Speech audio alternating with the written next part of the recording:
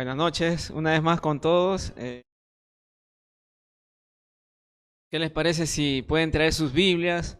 O si están allí ya pueden abrir sus Biblias en capítulo 3 del libro de Pedro, segunda de Pedro, carta, la segunda carta de Pedro. Hoy en esta noche vamos a continuar con el capítulo 3. Este es el último capítulo que ya para finalizar esta carta de Pedro, ¿no? Pero lo voy a hacer hoy día voy a avanzar hasta el versículo 7 y ya la próxima semana, Dios mediante, estamos terminando esta carta, ¿no? Según de Pedro. Entonces voy a acomodarme un poquito. Ya, ahora sí, ahora sí. Eh, Según de Pedro capítulo 3. La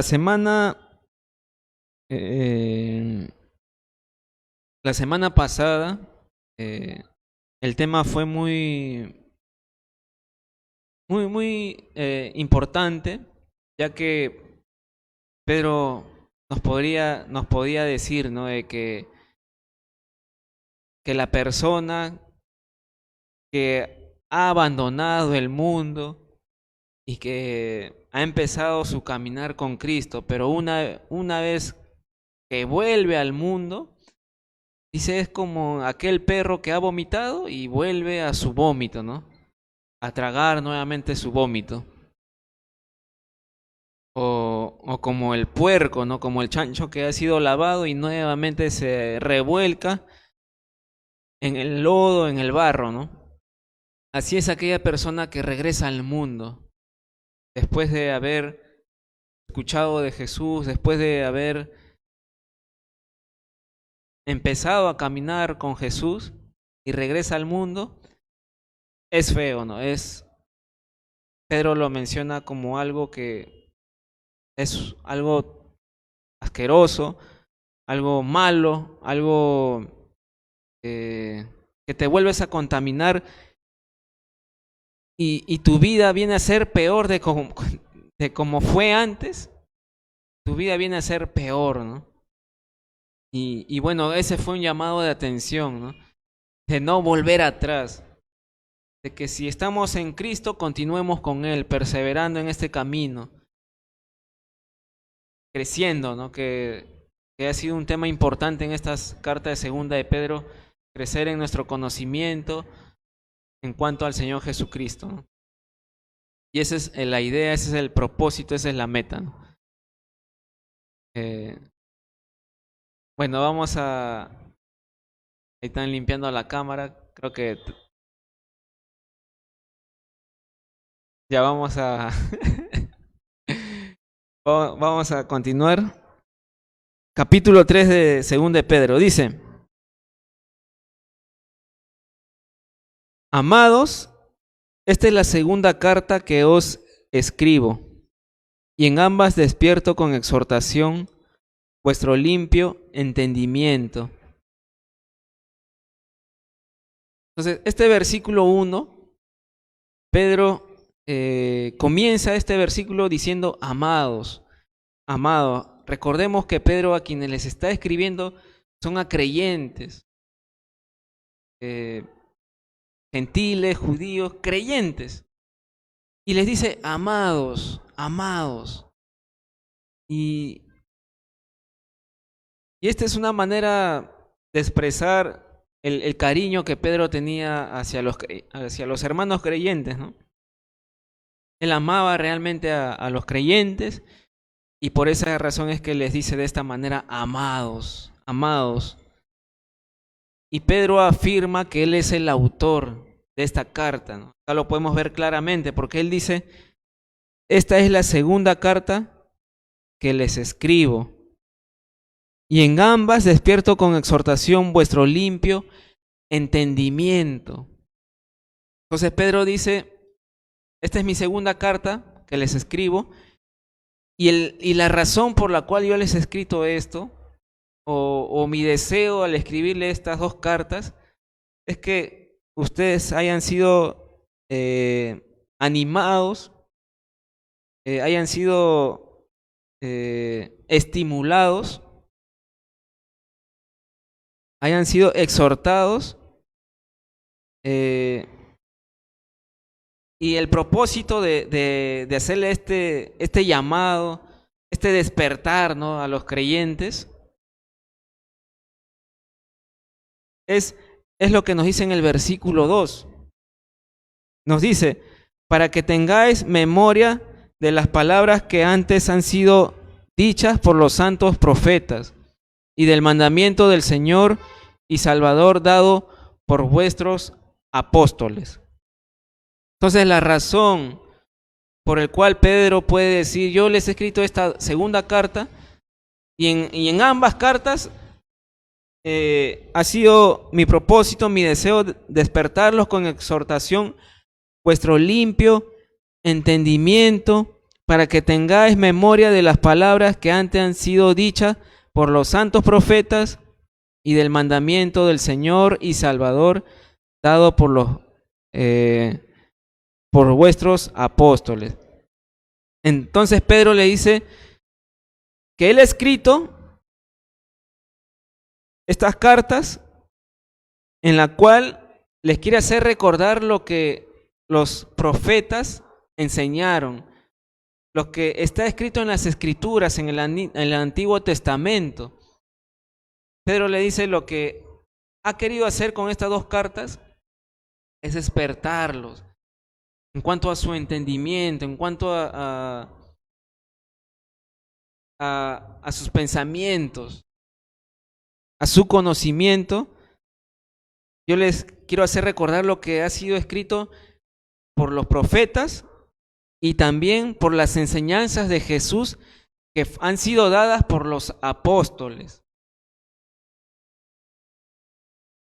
Entonces Pedro no trata aquí de decir que él era el único que les pudo enseñar a ellos, sino que hubieron otras personas, otros apóstoles quienes tuvieron la oportunidad de que estos creyentes pudieran aprender de ellos también, ¿no? Y lo que hablaban los apóstoles eran lo que habían aprendido del Señor Jesucristo. Entonces lo que los apóstoles enseñaban eran precisamente lo que habían aprendido de Jesús. Lo que Pedro está hablando en estas dos cartas, está hablando de Jesús, de lo que él vio, de lo que él escuchó, de lo que él vivió con Jesús. Entonces Pedro dirige prácticamente a que lo que él está enseñando es lo que aprendió acerca de Jesús. Y eso es lo que nos dice no solamente Pedro, sino también los demás apóstoles que enseñaron acerca de Jesús, ¿no? Las enseñanzas que recibieron de Jesús han sido dadas por los apóstoles, ¿no? Ellos recibieron de Jesús, por lo tanto, ellos han tenido el trabajo de esparcir lo que Jesús les encargó, ¿no? Lo que Jesús les enseñó. Entonces, eso es lo que Pedro nos dice, que su deseo al escribir estas cartas era despertarlos, ¿no? Exhortarles a que sigan llenando su mente del conocimiento de Jesús, que sigan siendo renovados por la palabra, y así su crecimiento en Cristo Jesús cada día siga aumentando, ¿no? Entonces ese es el deseo de Pedro al haber escrito estas dos cartas, ¿no? Y en el versículo 3 podemos leer, dice, sabiendo primero esto, que en los postreros días vendrán burladores, andando según sus propias concupiscencias. Entonces Pedro se dirige nuevamente a los creyentes y le dice, sabiendo esto, ¿no?, que en los tiempos finales, en los postreros días, dice, van a venir o van a aparecer burladores, andando según sus propias concupiscencias. Estas personas a las cuales Pedro llama burladores, dice, van a andar en sus propias concupiscencias. Eso quiere decir en sus propios deseos carnales, en su propia opinión, en lo que ellos les plazca decir o hacer, en sus propias concupiscencias, ¿no? Entonces, la palabra burlador, Pedro nos dice que ellos van a venir en los tiempos finales, cuando se acerca el juicio de Dios. En los tiempos finales dice van a venir los burladores. ¿Quiénes son estos burladores? El propósito de estos burladores principalmente es ridiculizar la venida del Señor Jesucristo. Estos burladores, ¿qué van a hacer? Van a ridiculizar la venida del Señor Jesucristo. Ellos van a decir que no va a haber ningún juicio por parte de Dios. Esto es lo que van a tratar de demostrar o decir los burladores. Que Jesús no va a venir y por lo tanto no va a haber ningún juicio por parte de Dios en el mundo. No sé si se han dado cuenta del título que he puesto. ¿Habrá un juicio? En pregunta. No es porque yo esté dudando que va a haber un juicio, sino para aclarar justamente este punto, del cual Pedro va a explicar de que estos burladores justamente quieren ridiculizar uno de estos puntos, ¿no? La venida del Señor, quieren ridiculizar que no va a haber ningún juicio. Y en esta noche vamos a ver, ¿no? Vamos a responder esta pregunta que está como título. ¿Habrá un juicio? ¿Habrá un juicio? Bueno, hemos visto, ¿no? Ya hace algunas semanas, y el tema justo fue el justo juicio de Dios, ¿no? Que Dios va a juzgar a quienes, a los falsos maestros. Y esto es lo que vamos a continuar viendo y responder a esta pregunta también, que obviamente sí va a haber el juicio de Dios, ¿no? Pero aquí le quiero dar unos versículos, una base, ¿no? Para poder responder a esta pregunta de una manera más efectiva. Entonces, ¿qué quieren hacer estos burladores? Dice, ridiculizar la venida del Señor. Ellos mencionan que no va a haber ningún juicio. Y bueno, esto podemos ver en el versículo 4 y 5, que son dos puntos precisamente que ellos están en contra de lo que enseñan las Escrituras. Y vamos a leerlo, ¿ya? Uno de ellos es en cuanto a la venida del Señor. Y dice versículo 4 y 5 de Pedro, capítulo 3. Dice, y diciendo, ¿dónde está la promesa de su advenimiento? Porque desde el día en que los padres durmieron, todas las cosas permanecen así como desde el principio de la creación. Estos ignoran voluntariamente que en el tiempo antiguo fueron hechos por la palabra de Dios los cielos y también la tierra, que proviene del agua y por el agua subsiste. Entonces quiero leer nuevamente el versículo 4 y aquí vamos a ver un punto con el cual estos burladores tomaban supuestamente este punto para burlarse, ¿no? Para ridiculizar. ¿Qué cosa era? Dice, y ellos dicen, ¿dónde está la promesa de su advenimiento? Porque desde el día en que los padres durmieron, todas las cosas permanecen así como desde el principio de la creación. Entonces, esto es lo primero que ellos quieren, este es el primer punto con el cual estos burladores van a agarrarse y ridiculizar y burlarse de los creyentes de la segunda venida de Cristo, de su advenimiento, la promesa de su venida. Quiero primeramente que vayamos por un momento al capítulo 24 de Mateo, el libro de Mateo capítulo 24. Sería bueno poder leerlo todo el capítulo, pero me gustaría que lo puedan hacer en sus casas también. Capítulo 24. Y hoy día vamos a leer el versículo solamente 44.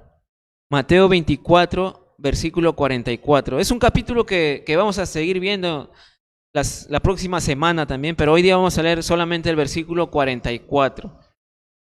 Dice, Mateo 24, versículo 44. Jesús está hablando aquí y dice, por tanto, también vosotros estad preparados, porque el Hijo del Hombre vendrá a la hora que no pensáis. Jesús dice, por tanto, también vosotros estad preparados, porque el Hijo del Hombre, refiriéndose a Jesús, el Mesías, dice, vendrá a la hora que no pensáis. Dice, Jesús va a venir en un momento donde nadie se va a imaginar, ¿no? Que nadie va a pensar que Jesús puede regresar, pero justamente en ese momento. Y Jesús dice, estate preparado para ese momento. Cuando Jesús venga, estate preparado, porque nadie por la mente le va a pasar de que Jesús puede venir en este momento. Dice, estate preparado para eso, ¿no? Estate preparado. En Juan capítulo 21,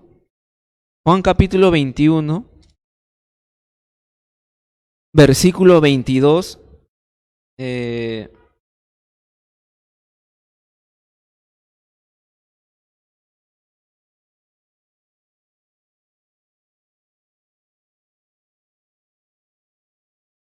Juan 21, versículo 22. Allí estaba Pedro con Jesús, ¿no? Ahí fue una parte donde, ¿se acuerdan que Pedro había negado a Jesús 3 veces? Y ahí Jesús tuvo un momento con Pedro de decirle, Pedro, ¿me amas? Pedro, ¿me amas? Pedro, ¿me amas? Apacienta mis ovejas, ¿no? Y estaban teniendo esa conversación, ¿no? Con Jesús. Y Pedro observa a Juan, ¿no? Y le pregunta a Jesús, y maestro, Señor, ¿qué va a pasar con él, ¿no? ¿Y qué de este?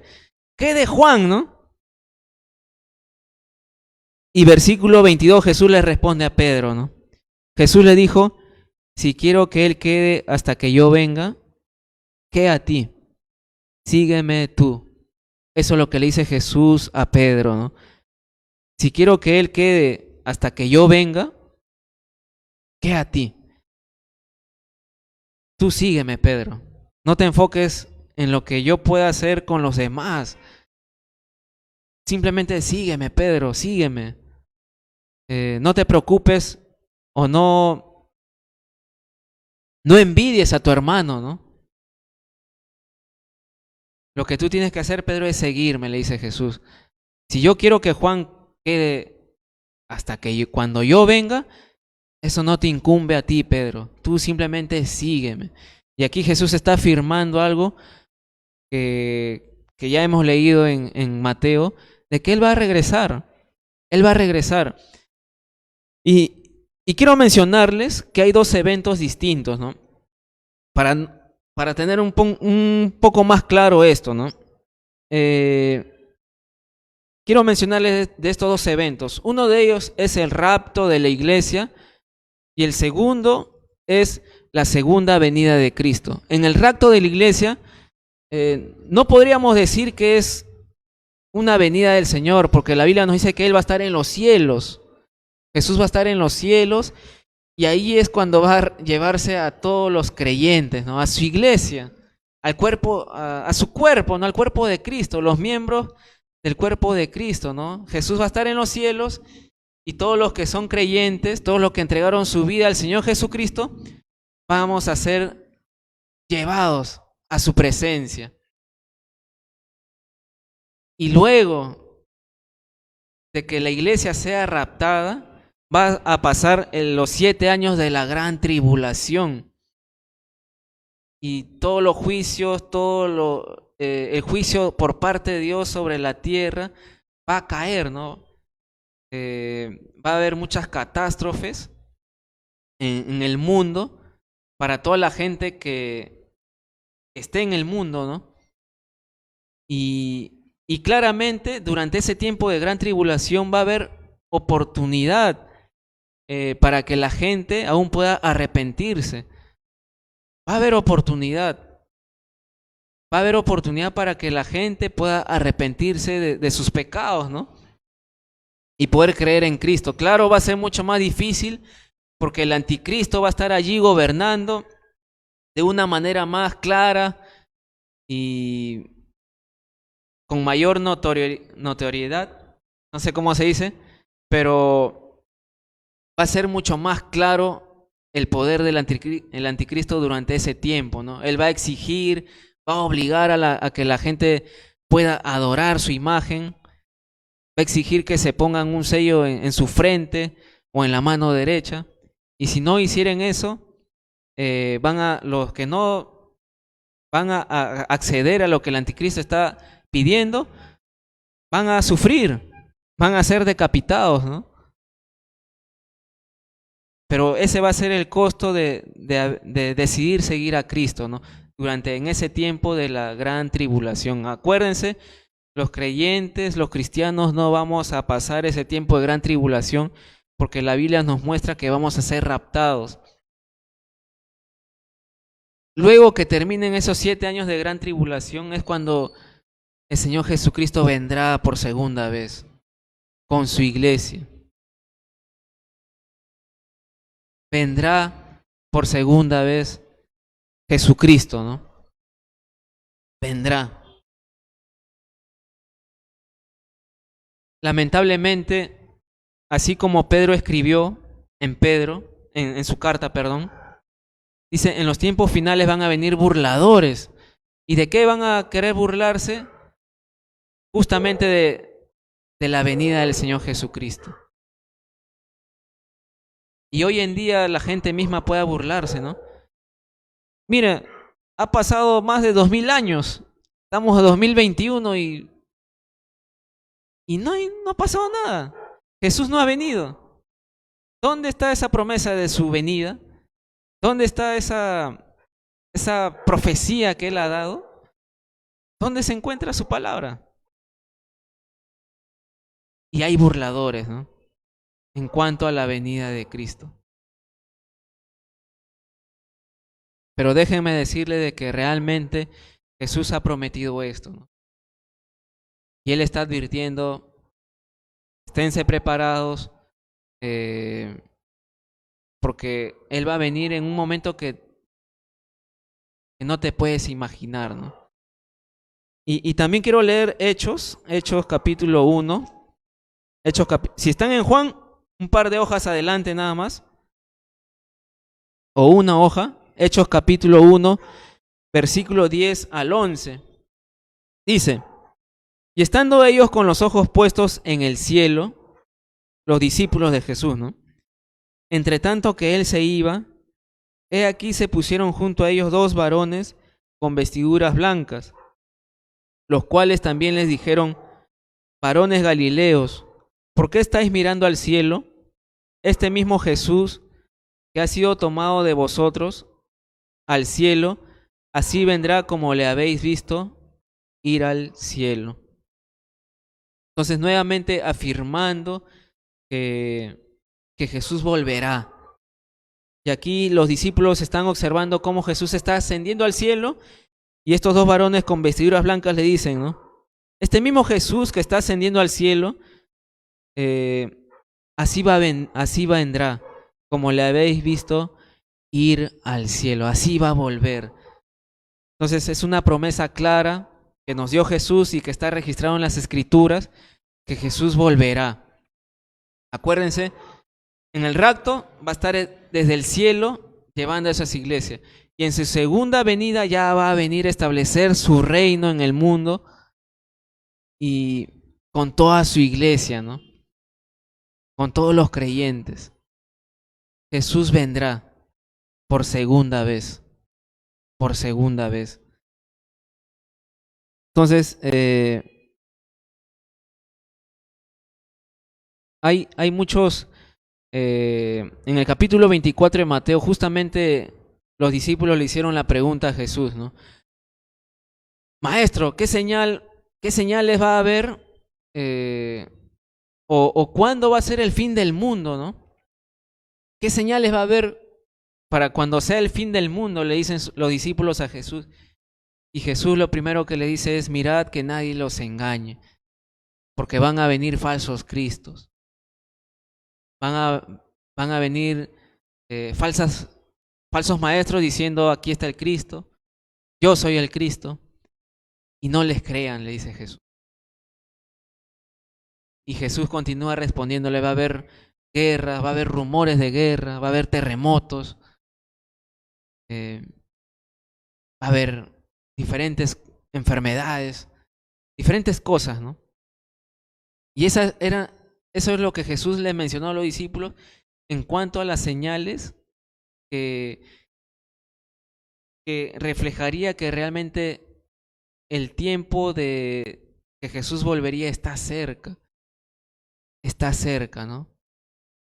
Y mira, si eso fue escrito hace ya 2000 años atrás, veámoslo de esta manera, ¿no? Es como alguna vez escuché un ejemplo, ¿no? De que si tú decides ir, ¿no? En tu carro o en un bus hacia Arequipa, digámoslo de esta manera, y tomas toda la Panamericana Sur, estás saliendo por vía El Salvador y ves los letreros, ¿no? Kilómetro 32, kilómetro 100, y poco a poco vas observando cada señal, cada letrero que te mencionan, falta 800 kilómetros para llegar a, no sé, a Arequipa. No sé cuántos kilómetros es, pero mucho menos es. Faltan 200 kilómetros para llegar a Arequipa. Y mientras vas avanzando, esa distancia va disminuyendo, ¿no? Faltan 100 kilómetros para llegar a Arequipa. Faltan 90 kilómetros para llegar a Arequipa. Entonces, esas señales te muestran que tu destino, a Arequipa, está muy cercano. Está muy cerca. Y es igual con un ejemplo, ¿no? de cómo realmente Jesús está muy cerca. Jesús dijo que iban a haber terremotos, ¿no? Y solamente en este siglo XXI han habido muchos más temblores, muchos más terremotos que en todos los demás siglos juntos. Solamente en este siglo ha habido mucho más de terremotos y temblores.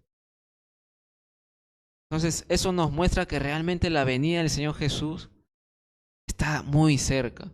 Está muy cerca. ¿Y qué nos dice Jesús? Estemos preparados. Para nosotros como creyentes, estemos preparados para cuando suceda el rapto. No sabemos cuándo va a suceder esto, pero está cerca. Estemos preparados. Estemos muy preparados para cuando llegue a ocurrir esto, ¿no? Y la mejor manera de estar preparados, ¿saben cuál es? Es la de vivir por Él y para Él, estando con Jesús. Esa es la mejor manera de estar preparado, en verdad, ¿no? No es que prepares tú una mochila de viaje, tu alimento. No, no, no. La mejor manera de estar preparado es la de vivir por Él y para Él. La de estar con Jesús en todo momento, ¿no? En comunicación con Él, ¿no? ¿Cómo quisieras que te encuentre el Señor, no? Una pregunta. ¿Cómo quisieras que te encuentre el Señor, no? Vivamos con la expectativa de que el Señor viene muy pronto, ¿no? Y realmente Él viene muy pronto. Vemos cosas que están sucediendo, ¿no? La pandemia, el conflicto que está teniendo Israel hoy en día, ¿no? Cosas que realmente nos muestran que la venida del Señor está muy cerca. El rapto de la iglesia está muy cerca, ¿no? Todas estas cosas están muy cerca a ocurrir, ¿no? Entonces estemos preparados como creyentes. Entonces, en el versículo, volvemos a Pedro, capítulo 3 de 2 de Pedro, versículo 4 y 5, voy a leer nuevamente. Entonces, los burladores dicen, ¿Dónde está la promesa de su advenimiento? Porque desde el día en que los padres durmieron, todas las cosas permanecen así como desde el principio de la creación. Estos ignoran que en el tiempo antiguo fueron hechos por la palabra de Dios los cielos y también la tierra, que proviene del agua y por el agua subsiste. Entonces,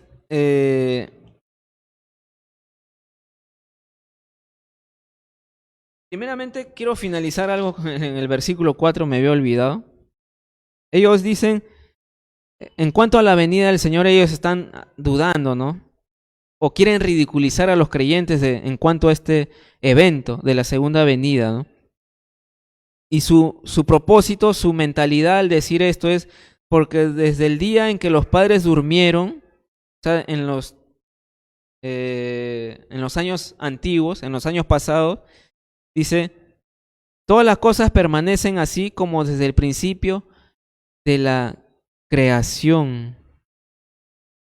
¿Qué quiere decir esto? Ellos, como burladores de la venida de Cristo, ellos negaban su venida y también negaban de que hay haber un juicio por parte de Dios. Ellos negaban esto, ellos mencionaban esto, ¿no?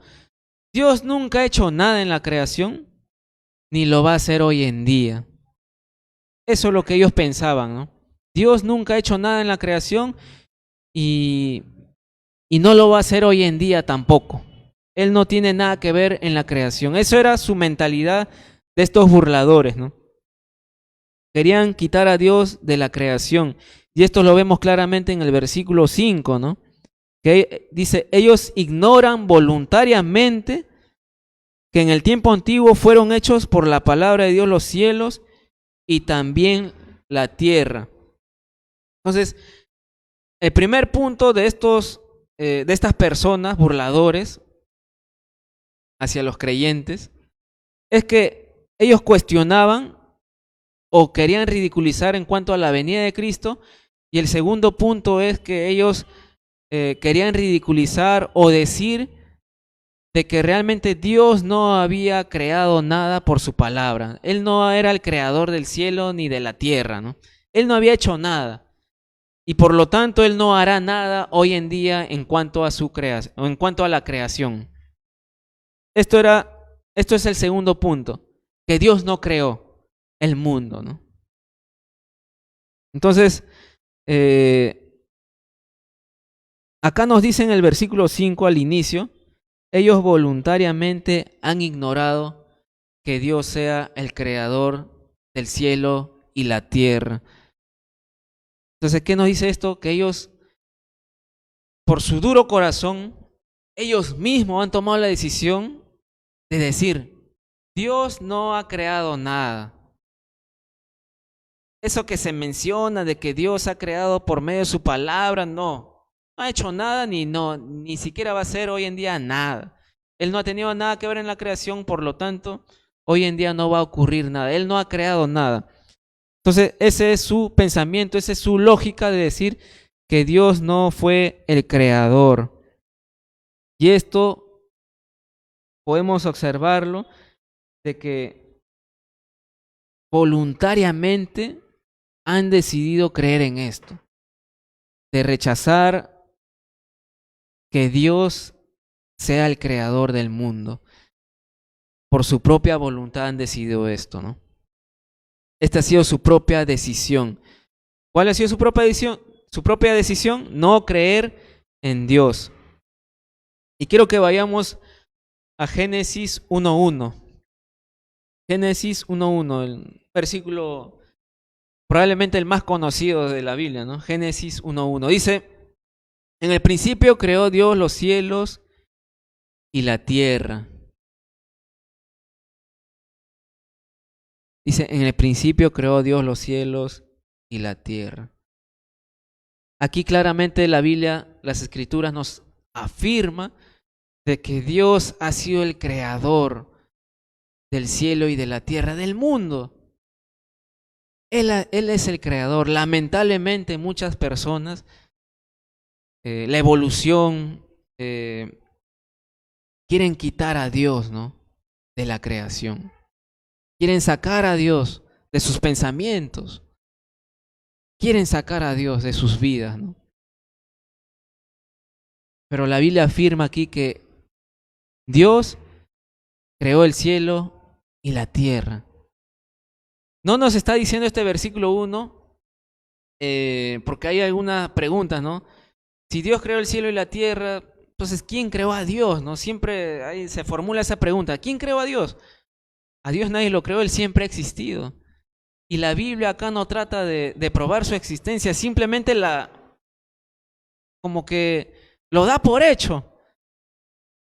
Lo que afirma es de que Dios ha sido el creador. Y en cuanto a Dios, simplemente da por hecho de que Él siempre ha existido. Y esto es lo que nos dice la Biblia, Génesis 1:1. En el principio creó Dios los cielos y la tierra, ¿no? Y esta palabra creó o crear es la palabra bará, que quiere decir crear, pero crear de la nada. Crear de la nada. El ser humano puede formar cosas, puede crear cosas, pero con materiales ya existentes, ¿no? De repente tú puedes armarte una mesa, armarte un armario, armarte un robot, lo que sea, pero lo haces con materiales ya existentes, ¿no? Usas madera, usas clavos, martillos, herramientas, con materiales ya existentes, pero cuando Dios creó, Él creó de la nada, de la nada. Y esta palabra vará, el único que puede crear de la nada es Dios. Y Él ha sido el creador del mundo. Quiero que vayamos también al libro de Salmos. Salmos capítulo 8. Salmos capítulo 8. Vayamos a Salmos 8, casi la mitad de la Biblia. Salmos capítulo 8, versículo 3 al 6. Vamos a leer, ¿ya? Salmos capítulo 8 del versículo 3 al 6. Dice: cuando veo tus cielos, obra de tus dedos, la luna y las estrellas que tú formaste, digo, ¿qué es el hombre para que tengas de él memoria? ¿Y el hijo del hombre para que lo visites? Le has hecho poco menor que los ángeles y lo coronaste de gloria y de honra. Le hiciste señorear sobre las obras de tus manos. Todo lo pusiste debajo de sus pies. Aquí el salmista afirma realmente que quien hizo los cielos, la luna, las estrellas, dice, Dios, han sido tus dedos, tus manos, la luna, las estrellas, todo lo que podemos observar, tú, Dios, lo has formado, ¿no? Y el salmista dice, ¿no? Observo la creación, es enorme, y digo, ¿no? ¿Qué es el hombre para que tengas memoria de él, ¿no? ¿Qué es el hijo del hombre para que lo visites? Y realmente yo también puedo concluir con esto, ¿no? ¿Quién soy yo para que Dios se acuerde de mí, ¿no? Dios, habiendo sido el creador del cielo, de la tierra, del mar, de los animales, de los árboles, ¿no? De todas las montañas y de todos esos paisajes que podemos observar. Y pensar que Dios se acuerda de ti, ¿no? Se acuerda de ti. Eso realmente es algo para sorprendernos de Dios, ¿no? Que Él, habiendo hecho un mundo enorme a nuestros ojos, Él tenga memoria de ti, ¿no? Él se acuerde de ti. Él haya mandado a su Hijo a morir por ti, ¿no? De verdad esto es grande, ¿no? Esto es por parte de Dios una muestra de que Él no nos ha abandonado, que Él no ha abandonado a su creación. no que realmente Él nos ama, de que realmente Él tiene memoria en nosotros, ha hecho todo lo posible para poder rescatarnos, ¿no?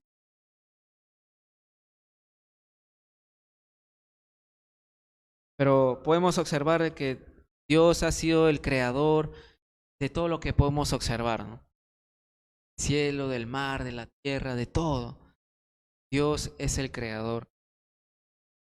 Y lamentablemente mucha gente, especialmente a los que Pedro está llamando burladores, dice, una de las razones por la cual estas personas o los llamados ateos no quieren creer en Dios, una de las razones por la cual no quieren creer en Dios es porque no quieren pensar que va a haber alguien que los juzgará por sus malas acciones. Una de las razones por las cuales no quieren creer en Dios o quieren quitar a Dios de sus vidas es porque no quieren pensar que alguien los juzgará por sus malas acciones. Y esa es una de las razones, ¿no? Entonces, este versículo 5 de 2 de Pedro nos dice claramente, estos ignoran, los burladores, voluntariamente que en el tiempo antiguo fueron hechos por la palabra de Dios los cielos y también la tierra, que proviene del agua y por el agua subsiste, ¿no? Acá podemos decir de que cuando leemos Génesis, podemos ver de que al haber creado el cielo y la tierra, podemos entender que se refería al universo en sí, ¿no? Y en cuanto a la tierra, lo que probablemente haya sido es que haya sido una masa de agua, ¿no? Y que conforme pasaban los días, en cuanto vemos Génesis, Dios iba a separar las aguas de las aguas, dice, ¿no? Y a lo seco iba a llamar tierra y a las aguas mares. Entonces podemos decir de que todo esto que Dios había formado al inicio, al principio, todavía no tenía forma, pero conforme pasaban los días, Dios le iba a dar, la iba a habitar, ¿no? Iba a poner tierra, iba a poner mar, la vegetación, los animales y todo, ¿no? Y separar los cielos también, ¿no? El firmamento. Y, y bueno, también cuando quiero complementar este punto con lo que vamos a continuar en el versículo 6. En el versículo 6 nos dice, ¿no? Por lo cual el mundo de entonces pereció anegado en agua. Entonces, en el mundo antiguo, en los días de Noé, el mundo dice, pereció anegado en agua. ¿Cómo lo llamamos eso? El diluvio universal, el diluvio universal. Entonces, cuando Dios creó el cielo y la tierra, el universo y la tierra, que probablemente haya sido una masa de agua y que conforme pasaban los días iba a separar las aguas de las aguas, dice, y llamar a lo seco tierra. En cuanto al diluvio, hay una pregunta, ¿no? ¿De dónde salió tanta agua? Nunca había llovido sobre la tierra, ¿no? Entonces, lo que podemos ver es de que cuando Dios creó la tierra, había una masa de agua alrededor de la tierra, ¿no? Era una protección para los rayos del sol, que no afectaba como hoy en día afecta los rayos del sol, ¿no? Y bueno, cuando fue el diluvio, esa capa protectora a la tierra cayó, era agua, cayó en el diluvio y también la Biblia nos dice que salieron como de la tierra agua también, ¿no? Y así se complementó el diluvio, ¿no? En todo el mundo, en todo el mundo. Y hoy en día lo que se ve en la tierra es de que el mayor porcentaje es agua. El mayor porcentaje es agua en la tierra, ¿no? Algunos dicen que no se debería llamar tierra, sino agua. Pero probablemente antes del diluvio haya sido más tierra, ¿no? Y después del diluvio es que apareció, ¿no? La división de los continentes y por esa razón es que que ahora hay más agua. No, no sabemos, ¿no? Pero son ideas, son interpretaciones que se puede dar. Pero el punto es de que realmente hubo un diluvio. Hubo un diluvio. Acuérdense, el título de hoy, ¿habrá un juicio? Ya hemos visto en capítulo 2 de que realmente Pedro ha mostrado de que va a haber un castigo para los falsos maestros, para los falsos llamados profetas, para los falsos profetas, va a haber un castigo, así como lo hubo en el tiempo atrás, con el diluvio. Y, y aquí nuevamente Pedro afirma esto, ¿no? Que estos burladores quieren quitar a Dios de la creación y también quieren mencionar de que por lo tanto no va a haber ningún juicio por parte de Dios. Pero aquí Pedro quiere ser firme recordando esto, de que hubo un diluvio donde el mundo pereció por el agua, por el agua. Y hay evidencia en cuanto al diluvio que en las montañas se han encontrado moluscos, ¿no? Conchitas de mar. Y la pregunta es, ¿cómo llegaron ahí? A estos picos de montañas, ¿no? Y la respuesta es que hubo un diluvio. Hubo un diluvio en el mundo, ¿no? Donde toda la tierra se llenó de agua en el diluvio, donde todos murieron, menos 8 personas, ¿no? Noé y toda su familia. Entonces Pedro es firme en decir hubo un diluvio donde el mundo pereció con agua y quiere reafirmar esta respuesta diciendo, ¿no? En el versículo 7, él quiere decir esto, ¿no? Pero los cielos y la tierra que existen ahora están reservados por la misma palabra, guardados para el fuego en el día del juicio y de la perdición de los hombres impíos. Impíos. Entonces,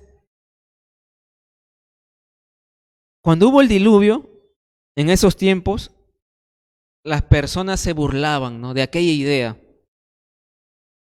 Hemos visto a Noé como pregonero de justicia, ¿no? Mientras él estaba armando el arca, martillando cada pieza que iba a haber en el arca, la gente se le acercaba, ¿no? Noé, ¿qué estás haciendo? ¿Estás loco? No, amigos, vecinos, va a haber un gran diluvio, un juicio por parte de Dios. Y la gente se burlaba, ¡ja, ja, ja, ja, ja! Está loco Noé, ¿no? La gente se burlaba de que iba a haber un diluvio. Y al final ocurrió. Y hoy en día la gente se burla de que va a haber un juicio. En ese tiempo se burlaban del juicio del diluvio. O aun cuando Dios castigó a Sodoma y Gomorra, Lot advirtió a los que eran sus yernos, las parejas de sus hijas, les avisó, ¿no? Que iba a haber un juicio, pero ellos se burlaron. Y hoy en día también la gente se burla de que va a haber un juicio por parte de Dios, ¿no? ¿Qué dicen las personas? El infierno está acá. Acá mueres y ahí quedas, ¿no? El infierno es este, no te das cuenta de toda la maldad que hay. El infierno es este.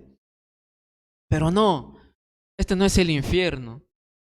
¿Qué dice capítulo 3 de 2 de Pedro, versículo 7? Pero los cielos y la tierra que existen ahora están reservados por la misma palabra, guardados para el fuego en el día del juicio y de la perdición de los hombres impíos. ¿Qué nos dice? que en el mundo antiguo Dios los castigó con agua, pero ahora los va a castigar con fuego. Ahora será con fuego. El juicio de Dios sobre la tierra será con fuego. Y no solamente sobre el mundo, la tierra, sino dice contra los impíos. Entonces, no solamente va a ser destruido el mundo con fuego, sino que los impíos serán lanzados al lago de fuego. Lo que nos dice en Apocalipsis. Entonces, la pregunta al inicio fue, ¿no? ¿Habrá un juicio? Claramente que lo va a haber. Definitivamente va a haber un juicio por parte de Dios y que va a ser con fuego. Ya no con agua, sino con fuego. Y miren, los que van a ser castigados con este fuego, dice, van a ser los impíos, los burladores, los falsos maestros, los que practican el pecado, los que viven en pecado, los que viven en fornicación, en adulterio, en mentiras, en borracheras, en vicios, en homosexualismo, ¿no? Eso es lo que nos enseña la Biblia, que los impíos van a ser lanzados al lago de fuego y definitivamente va a haber un juicio.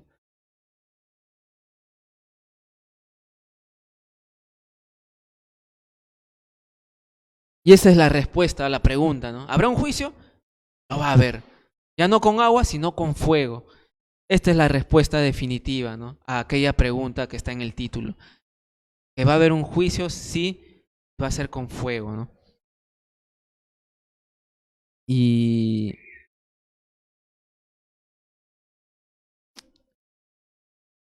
quiero finalizar dando unos puntos de aplicación para ti que estás escuchando. No sé si seas creyente o no, pero para ti que de repente vas a escuchar esto por primera vez o lo estás escuchando por primera vez, quiero decirte de que te pongas a cuentas con Jesús. Él ha muerto por ti. Dios no se ha olvidado de ti. Quizás tú piensas que a nadie le importas, para qué vives, que no vales nada. Tú se acuerda de ti. Dios guarda de ti. Tú eres su creación, ¿no? Y te animo a que puedas venir a Él, que puedas conocer a Jesús. Y si tú te has alejado de Jesús, regresa a Él. Regresa a Él, ¿no? Porque Él nos anima a estar preparados cuando Él venga, cuando Él regrese.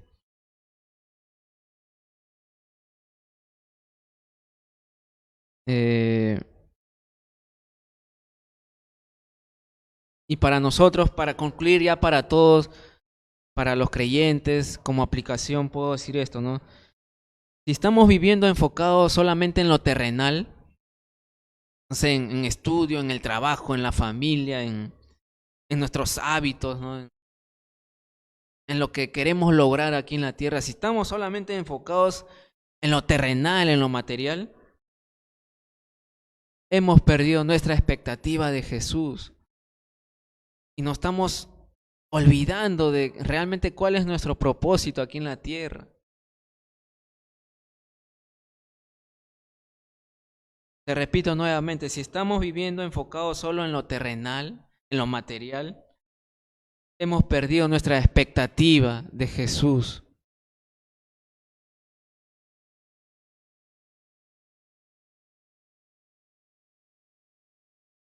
Necesitamos nosotros vivir con esta expectativa de que Jesús viene pronto, que aprovechemos bien el tiempo.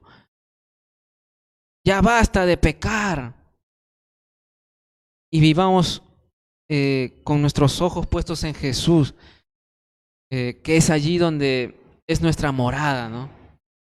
En lo eterno. Vivamos con esta expectativa, ¿no? De que el Señor viene pronto, Él es nuestra esperanza, Él es nuestro Salvador, Él es nuestro Redentor, ¿no? Y ese es mi ánimo para ustedes como creyentes, ¿no? Y nuevamente quiero repetir para todos nosotros, estemos preparados porque Él viene pronto, ¿no? El Señor viene pronto. Y, y si tú no estás preparado, te animo a que puedas venir al Señor Jesucristo y que puedas creer en Él. Que Él murió por ti en la cruz para poder darte vida. Y bueno, es decisión de cada uno de nosotros, ¿no? Espero que puedan tomarse el tiempo de poder de pensar en esto y entregar sus vidas al Señor Jesús. Vamos a orar para poder terminar. Señor, gracias por esta noche, gracias por tu palabra.